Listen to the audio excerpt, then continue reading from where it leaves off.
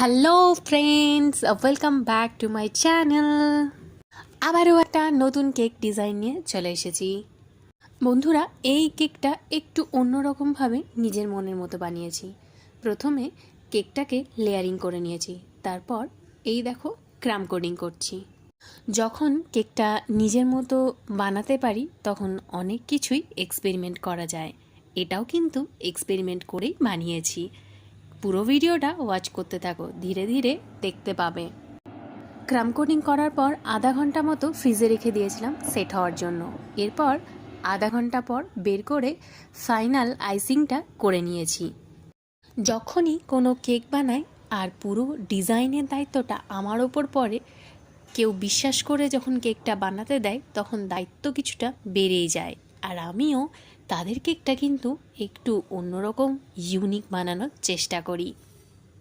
এখানে গ্রিন কালারের যে জেলটা ইউজ করতে দেখছো, এটা কিন্তু সম্পূর্ণ হোমমেড। অন্য একদিন কোনো ভিডিওতে এই রেসিপিটা শেয়ার করব। এবার পুরো কেকের ড্রিপিংটা এই জেল দিয়েই করে নেব। আজকে যারা আমার চ্যানেলে এই ভিডিওটা প্রথম দেখছো তাদেরকে অনুরোধ জানাই, ভিডিওটা যদি ভালো লেগে থাকে লাইক করে দিও, কমেন্টে জানিও কেমন লাগলো, আর সাবস্ক্রাইব করার অনুরোধ রইল।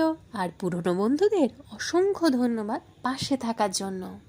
তোমরা চ্যানেলটা সাবস্ক্রাইব করে পাশে থাকলে আমারও উৎসাহ জাগে নতুন নতুন রেসিপি আর নতুন নতুন কেকের ডিজাইন তোমাদের সাথে শেয়ার করার। আর প্রত্যেকটা কেক আমি ভীষণ মন থেকে বানাই, কারণ আমি কেক বানাতে ভালোই বাসি, তাই এক্সপেরিমেন্টও করতে থাকি। ওপরের এরিয়াটা পুরোটা কভার করে নিয়েছি। এবার পাইপিং ব্যাগ দিয়ে কিছু ডিজাইন করে নেব। ফাইনাল লুকটা একটু দেখো তো তোমাদের কেমন লাগলো। তোমাদের যদি এই ডিজাইনটা ভালো লেগে থাকে কমেন্টে অবশ্যই জানিও। আবারও নতুন কোনো রেসিপি নিয়ে বা নতুন কোনো কেকের ডিজাইন নিয়ে তোমাদের সাথে দেখা হচ্ছে। ততক্ষণ পর্যন্ত অল টাইম স্মাইল, আর ভালো লাগলে সাবস্ক্রাইব করো। Bye bye.